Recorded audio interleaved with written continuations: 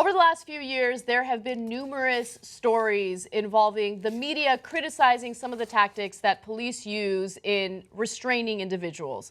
Now there is an update in Los Angeles in response to some of the negative news reports about them. Now, NPR apparently did an investigative report into local police in Los Angeles shooting at vehicles. And they tried to figure out whether or not it was a smart idea to do so and whether or not cops should be trained to do so. So the results are awesome. Let me tell you what their investigation found and what the response was from the police. So NPR member station KPCC in Pasadena has been tracking the use of force by sheriff's deputies as part of an ongoing investigative series called Officer Involved. It found almost every driver or passenger shot by deputies was actually unarmed. Jesus. So the Los Angeles Police Department, which serves the city of Los Angeles, obviously, has cracked down on the practice by virtually eliminating the shooting at moving cars with unarmed occupants from 2010 to 2014. So the LAPD had realized maybe this isn't the right way to go about things, because if you're shooting at someone who is driving a vehicle, well then, let's say you shoot and kill that person, then all of a sudden you have an unmanned 3,000-pound vehicle coming your way or going in the direction of something that, you know, could cause a lot of harm. Such an unbelievably bad idea. But yet, you know, a lot of right-wingers will go, you see, this is how they neutered the cops. They can't even do their jobs anymore. Now they can't even shoot unarmed people in cars, thereby creating, one, killing a person who is unarmed, and two, creating a great lethal danger for others. Yeah. That's a great thing that we eliminated that.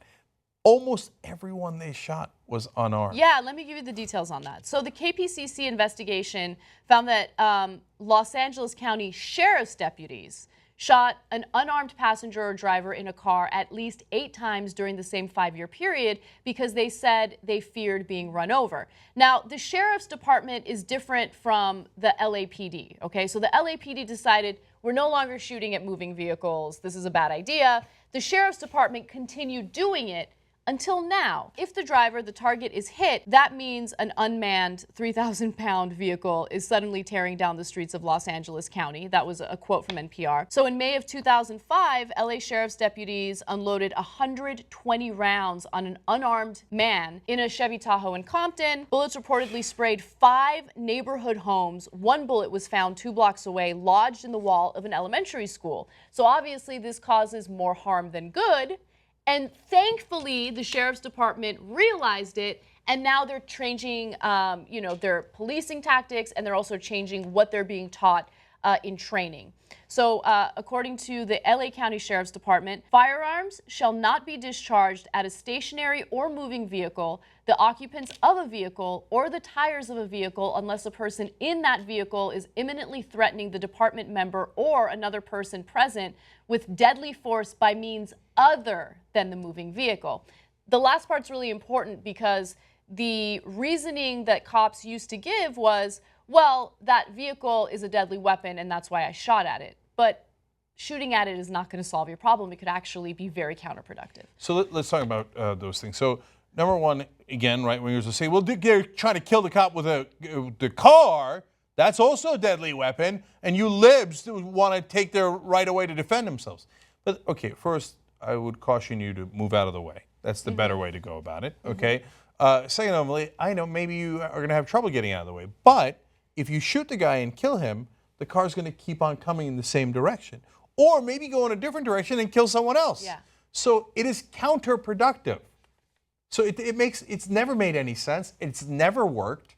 So, but I want to give credit to the LAPD and the Sheriff's Office here for doing the right thing. I know it took a long, long time, but at least they studied it. And by the way, great journalism there as well by KPCC. Yes.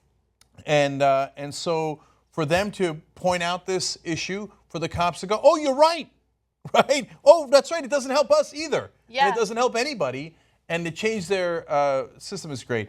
Lastly, I mean, I know I don't want to end on a downer note there, but they sprayed 120 bullets in Compton. If there was a guy that they were worried was going to do something with his car in Beverly Hills, they're not spraying up Beverly Hills with 120 bullets and going, who cares who it hits? No way, no how. That is depressing. Okay, you think they're going to spray bullets near a Beverly Hills school? Then you don't understand how this world works. You're being unfair, Cenk. All lives matter. They care about all lives. Sure. So, but again, at least they learned from that. Yeah. And good news coming out of the LAPD. Yeah. Wonderful.